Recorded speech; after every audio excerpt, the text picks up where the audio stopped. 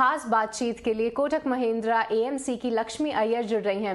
Lakshmi, a very good morning. Thank you for all the time to ET Now Swadesh, and first of all, a very happy Women's Day to you and your entire team.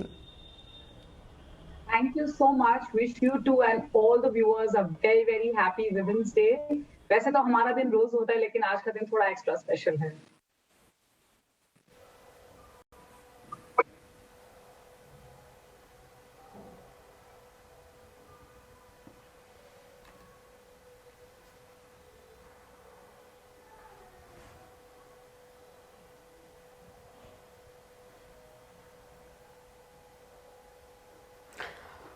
Okay, Lakshmi, बहुत बहुत शुक्रिया ET Now स्वदेश को समय देने के लिए। आपसे ये भी जानना चाहेंगे, इस वक्त जो मार्केट का सिनेरियो दिख रहा है, काफ़ी सारे हमारे महिला निवेश, हमारी बात होती रहती है और काफ़ी सारी महिलाएं भी हैं जो मार्केट में इस वक्त निवेशित हैं, और कुछ फर्स्ट टाइम इन्वेस्टर्स भी हैं जो कि इस तरह की वॉलेटिलिटी को देखकर कहीं ना कहीं नर्वस भी हो रही हैं, तो उनको आप क्या सजेस्ट करेंगी? नर्वसनेस तो जब शादी करते हैं तभी भी होती है, पहली बार होता है तो ऑब्वियसली इवेंट जब भी होता है तो जाहिर सी बात है कि नर्वसनेस भी उसी के साथ अकम्पनी होता है। और जब हम हर दम हमारे अकाउंट स्टेटमेंट्स या हमारे पोर्टफोलियो शीट को देखते रहते हैं और वहां पे सिर्फ रेड का चिन्ह दिखता है तो और भी मायूसी होती है और भी पैल्पिटेशन बढ़ता है। तो उन सब के लिए मेरा एक ही संदेश है कि जब आप लंबी अवधि के लिए निवेश करते हो तो ये जो सारी वोलेटिलिटीज है वो आप अपने स्ट्राइक में ले लेते हो। और दूसरी बात, आपको ऑप्शन है इस बाजार में सिस्टमैटिकली या डिसिप्लिन के तौर पे आप इन्वेस्ट करना। जैसे मार्केट अगर आपके एक्सपेक्टेशंस के परे बिहेव करता है और काफी करेक्शन हो जाता है तो वहां पे आप थोड़ा सा इन्वेस्टमेंट या स्टैगर्ड तरीके से इन्वेस्टमेंट करें। हालांकि अगर आप दुम दबा के भाग जाओगे, बोलेंगे कि सेल नाउ बाय लेटर, अगर वैसी सारी चीजें होंगी तो आप प्रिडिक्ट कर ही नहीं पाओगे, क्योंकि कोई ज्योतिष होना चाहिए कि जो आपको बता दे कब ये वॉर का अंत होगा और मार्केट यहाँ से तेजी से बढ़ेंगे, तो वो मुश्किल है। तो नेक्स्ट बेस्ट थिंग आप कर सकते हो कि लंबी अवधि के लिए निवेश करते हो और फिर छोड़ दो।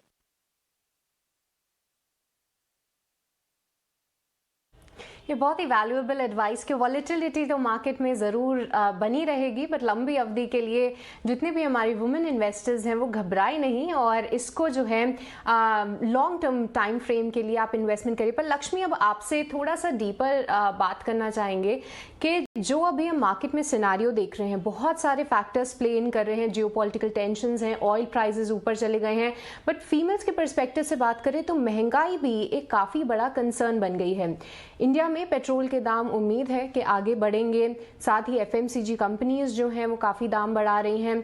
आप किस तरीके से इन्फ्लेशन को देख रहे हैं और बॉन्ड यील्ड्स को कनेक्ट करते हुए आपका क्या फोरकास्ट है कि बॉन्ड यील्ड्स यहाँ से किस तरीके से मूव होंगी, और साथ ही क्या जो इन्फ्लेशन मार्केट फैक्टर इन कर रहा है क्या वो प्रोलॉन्ग्ड इन्फ्लेशन है? इस पे आप क्या कहना चाहेंगे?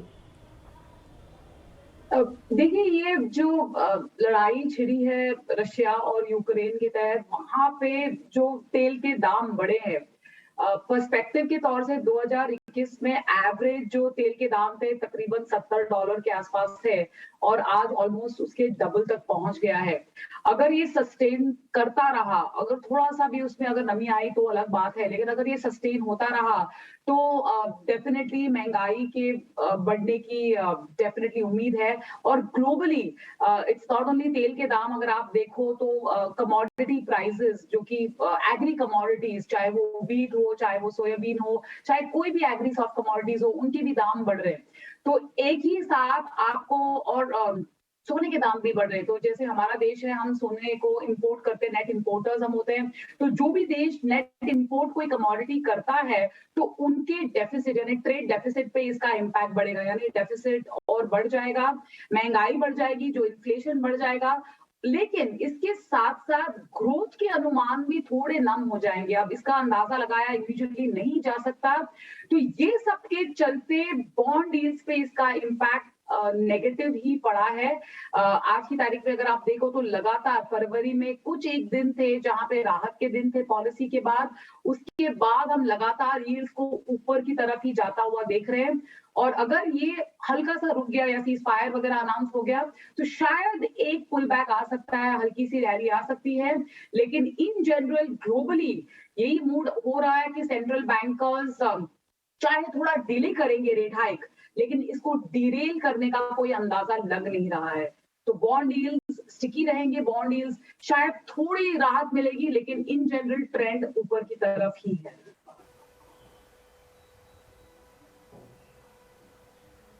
ओके ऐसे माहौल में लक्ष्मी, ग्लोबल जो सेंट्रल बैंक है वो जिस तरह से कदम उठा रहे हैं उनको आप किस तरह से व्यू कर रहे हैं? और इंडिया की अगर बात करें तो आप आरबीआई से आप क्या एक्सपेक्ट कर रही है? क्या पॉलिसी लेवल के फ्रंट पर गवर्नमेंट या आरबीआई को इस फ्रंट पर जल्द ही कुछ स्टेप्स ले सकती हैं क्या? आपका क्या व्यू बन रहा है इस पर?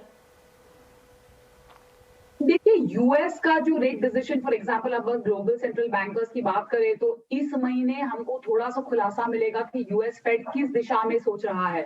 अगर हमको अंदाजा लग गया, क्योंकि वहां पे अगर आप देखो इन्फ्लेशन 40 साल के हाई पर है, तकरीबन 7.5% पर है, और वहां की जो इन्फ्लेशन 7.5 पर है और वहां की जो इंटरेस्ट रेट्स है 2% के आसपास है, तो नेगेटिव रियल रेट जिसे हम बोलते हैं। इंडिया की अगर हम बात करो तो इन्फ्लेशन 5% के आसपास है और जो ब्याज दरें हैं 10 साल के बॉन्ड यील्ड्स तकरीबन 6.90 के आसपास है।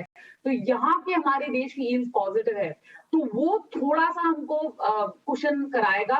लेकिन जो यूएस इस महीने किस तरीके किस भाषा में बोलता है, कितना हद तक वो रेट हाइक करने को तत्पर है, आई थिंक उससे बाकी सारी कंट्रीज की मॉनेटरी पॉलिसी का भी अंदाजा आएगा, इंक्लूडिंग इंडिया।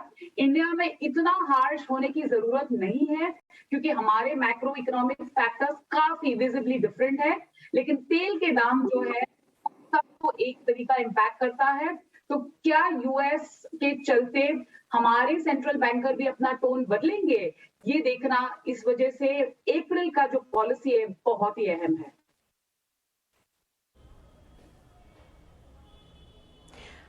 लक्ष्मी, मेरा आखिरी सवाल आपसे होगा, और मैं जो पूजा ने सवाल पूछा कि फिलहाल सेंट्रल बैंक्स का क्या स्टैंड होना चाहिए, खासतौर से आरबीआई किस तरीके से प्लेस होनी चाहिए, उसी को आगे बढ़ाऊंगी। कल हमने देखा कि रिकॉर्ड निचले स्तर पर रुपए जाके पहुंचा था। अब इंडिया के लिए, आरबीआई के लिए काफ़ी ज़्यादा प्रॉब्लम्स इकट्ठे हो चुके हैं। आपने इन्फ्लेशन की बात करी, साथ ही क्रूड के प्राइजेस बढ़े हुए हैं। ऐसे मौके पे आरबीआई का स्टैंड क्या होना चाहिए, और साथ ही आरबीआई किस तरीके से प्रोटेक्ट कर सकती है करेंसी को, और आने वाले समय में हम किस तरीके का मूव देख सकते हैं आरबीआई की तरफ से, कितने वो रिजर्व्स अपने यूज करेंगे, इस पे आपका क्या कहना है? देखिए, जैसे मैंने आपको बताया, जो तेल के दाम ने जो मॉनेटरी पॉलिसी डिसीजन मेकिंग को और भी कठिन बना दिया है। शायद अगर समझो एक बार के लिए अगर ये वॉर जंग नहीं छिड़ी होती तो हमारा जो स्टांस था, जो अकोमोडेटिव बायस है, जो लंबी अवधि के लिए हमको रेट्स नहीं बढ़ाने हैं, शायद वो स्टांस ठीक बैठता। लेकिन आज की जो परिस्थिति आई है, हमारी यही उम्मीद है कि यहाँ से लेके पॉलिसी तक काफी सारी चीजें थम जाए और तेल के दाम काफी रिट्रीट कर जाए। पर ये सब इफ्स एंड बट्स वाली चीजें हैं। इन जनरल हमें ये लगता है कि थोड़ा सतर्क रहना जरूरी होगा, और ये सेंट्रल बैंकर की भाषा में भी हमको दिखाई दे सकता है। रेट हाइक शायद वो इमीडिएटली ना करे, क्योंकि हमारे पास जो डिप्रिशिएटिंग रूपी का जो सोल्यूशन है, हमारे पास फॉरेन एक्सचेंज रिजर्व्स है, तो हमारी परिस्थिति काफी मजबूत है। लेकिन क्या आप टोन में थोड़ा कॉशन दर्शाओगे, इन्वेस्टर्स को वार्न करोगे कि ये अगर कंटिन्यू रहा तो हमको भी थोड़े मेजर्स लेने पड़ेंगे? आई थिंक ये सारी चीजें मेरे हिसाब से सेंट्रल बैंकर की पॉलिसी को शेप अप करेगा। तो जैसे मैं कहती हूँ, अप्रैल की पॉलिसी बहुत ही इंपॉर्टेंट रहेगी, और ये फाइनेंशियल ईयर 2023 का पहला पॉलिसी है, तो उस हेतु भी ये बहुत बहुत अहम होगा। इमीडिएटली रेट हाइक शायद ना हो, बट क्या आप उस तरफ, उस मार्ग पे प्रोग्रेस हो सकते हो, इसका खुलासा हमको अप्रैल में मिलेगा। बिल्कुल, तो अप्रैल की पॉलिसी काफी अहम होने वाली है और इस पर हमारी नजर बनी रहेगी। लक्ष्मी, बहुत बहुत शुक्रिया आपका समय देने के लिए और इटीना स्वदेश के साथ अपना व्यूज शेयर करने के लिए। और एक बार फिर से आपको अंतर्राष्ट्रीय महिला दिवस की ढेर सारी शुभकामनाएं। बहुत बहुत शुक्रिया आपका। तो ये थी लक्ष्मी अय्यर। एशिया में एसेट मैनेजमेंट में 25 प्रभावशाली महिलाओं की अगर बात करें तो उस सूची में लक्ष्मी अय्यर भी शामिल हैं। और ऐसे ही कुछ दिग्गज मार्केट एक्सपर्ट्स का हम आपको व्यू शेयर करते आ रहे हैं इस बाजार के उतार चढ़ाव में। और